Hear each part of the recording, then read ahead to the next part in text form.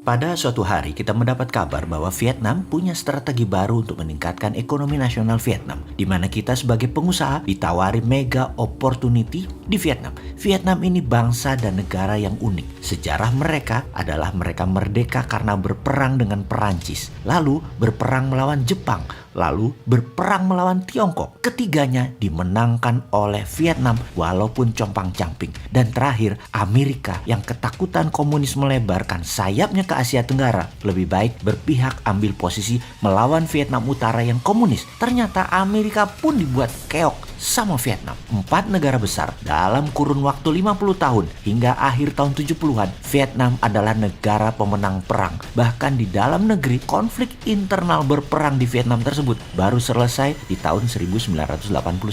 Vietnam selama 50 tahun main digorong-gorong dan diakui militernya sangat canggih di dunia. Mereka lah jagonya perang gerilya di zaman modern dan mereka membuktikan dengan mengalahkan 4 negara besar, Perancis, Jepang, Tiongkok, dan Amerika di ranah Vietnam. Jadi, tidak ada bangsa dan negara secanggih Vietnam dalam mempertahankan negaranya. Sejak tahun 90-an, Vietnam membuka diri walau masih gamang. Jenderal-jenderal perang mereka sekarang pejabat penting di negara tersebut. Namun kebiasaan dalam militer sebenarnya mereka pengen dapat uangnya cepat. Bukan pebisnis beneran sebenarnya mereka itu. Korupsi, kolusi, nepotisme kuat sekali di pejabat teras, di pejabat atas. Kalau di pejabat bawahan disikat kalau ada yang melakukan KKN ini. Jadi kita bermain dalam tanda petik harus dengan pejabat teras militer senior di Vietnam. Itu syaratnya untuk masuk dan sukses di Vietnam. Jadi ketika ada undangan di mana kita memang mengincar lama, termasuk ketika pejabat tadi belum menjabat, kita sudah idekan dan strategikan kepada dia untuk kita ambil dan kelola tambang bauksit, bahan alumina dan aluminium.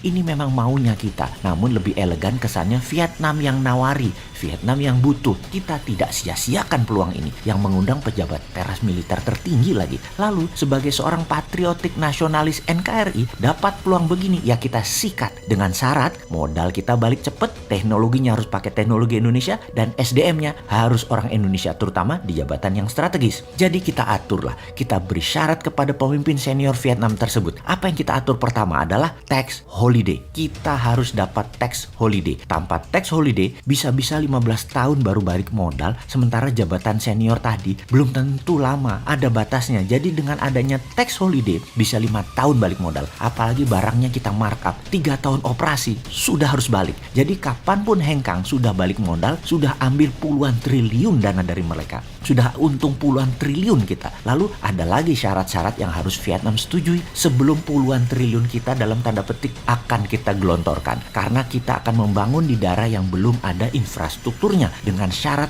harus dekat laut agar gampang kita ke perairan internasionalnya. Namun pelabuhan harus kita bangun, jalanan harus kita bangun, wilayah perawan di Vietnam yang akan kita bangun. Perusahaan kita akan membangun infrastruktur sendiri mulai dari dermaga, jalan, tanur-tanur peleburan, power plant, area penimbunan bahan baku, dan barang hasil produksi. Juga instalasi pengelolaan air bersih serta ekstraksi oksigen dari air laut. Juga ditambah lagi asrama pegawai, rumah sakit, dan infrastruktur lainnya yang diperlukan untuk melakukan kegiatan usaha peleburan biji bauksit yang ditambang dari ratusan ribu hektar areal penambangan yang kita kuasai. Kita akan membawa 10 ribuan pegawai terampil termasuk Indonesia Private Army atau tenaga keamanan swasta. Ini militer loh ya, bukan satpam, yang membaur di lingkungan kerja untuk keamanan aset kita, juga untuk mengumpulkan data agar kalau ada apa-apa kita bisa antisipasi, bertindak cepat sebagai counternya. Lapangan terbang private jet yang boleh keluar masuk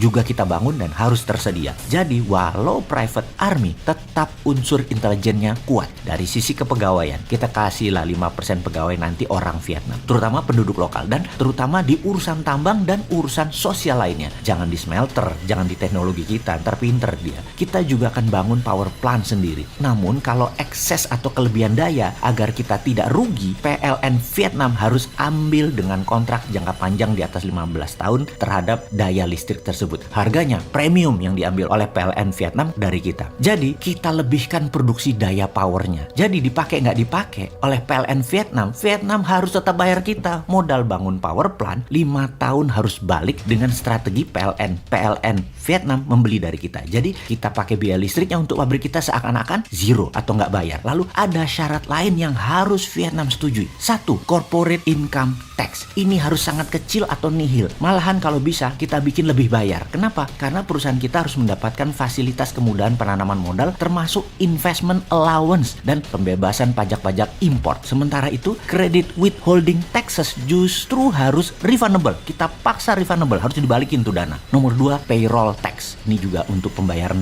juga harus nggak bayar. Karena warga Indonesia yang bekerja di perusahaan digaji dalam bentuk biaya hidup dan akomodasi yang disediakan oleh perusahaan kita, plus sedikit uang saku. Sedangkan hak gaji yang lebih besar dibayarkan di Indonesia atau di keluarganya di Indonesia. Jadi di Vietnam nanti kecil aja. Karena itu payrollnya jadi kecil atau nol. Kebayang? Supaya Vietnam nggak bisa majak gaji karyawan. Itu strategi kita. Nomor 3, VAT atau Value Added Tax. Perusahaan kita justru kerjanya minta restitusi PPN karena semua produksi diekspor ke Indonesia dari Vietnam. Nomor 4, PBB, pajak bumi bangunan. Mungkin ini satu-satunya pajak yang kita berikan atau mereka dapat. Lalu berapa besarnya? Ya kita atur lah. Nomor 5, royalti yang akan dibayarkan kepada pemerintah Vietnam atas hak penambangan. Oke, ini kita bayar. Dan berapa bayarnya? Kita atur. Karena semua informasi tentang volume kegiatan penambangan, smelting, serta ekspor bauksit yang tahunya hanya perusahaan kita. Ini internal kita. Pihak pemerintah Vietnam harus tidak hadir di lokasi untuk mengawasi semua kegiatan-kegiatan seperti ini. Dan ini harus dapat kepastian dari sang pejabat senior tersebut, termasuk harus dilindungi dari kehadiran wartawan dan media independen. Media utama harus tidak ada berita tentang kita di sana, sehingga tidak bakal tahu berapa sesungguhnya kekayaan bauksit Vietnam yang telah atau akan kita keruk. Ibaratnya, perusahaan kita di Vietnam ini membeli bauksit dari pemerintah Vietnam. Perusahaan kita dipersilahkan mengambil sendiri dan membayar sesuai apa yang kita mau. Ini strateginya dan ini syaratnya. Sepertinya pejabat senior Vietnam sulit menolak karena dia sudah tanda tangan setuju. Oh iya, ada satu lagi. Dari sisi negara Vietnam dan muka pejabat harus kita belai dan harus kita lindung, yaitu Vietnam harus dapat multiplier effect-nya. Kita harus siapkan skenario, namun karena di daerah remote yang jauh dari peradaban pusat kehidupan bangsa Vietnam, kita fokuskan ke dekat-dekat pabrik kita untuk lokal saja. Namun lebih ke masalah sosial, jangan alih teknologi. Di sisi lain, di sisi kita, karena kita NKRI patriotik nasionalis, multiplier effect harus terbanyak ya di sisi Indonesia, bukan di Vietnam. Teknologi, bahan baku, transportasi, digitalisasi sebanyak mungkin dikerjakan di Indonesia. Vietnam terima bersih. Demikian sahabat, strategi kita untuk menambang bauksit dan smelternya yang akan kita bangun di Vietnam, di mana pabrik turunannya seperti aluminium tetap di Indonesia. Semoga informasi sederhana ini ada manfaatnya. Dan awas, jangan dibawa pikiran sahabat ke nikel di Indonesia ya. Indonesia bukan Vietnam. Indonesia jauh lebih pinter. Ngono loh.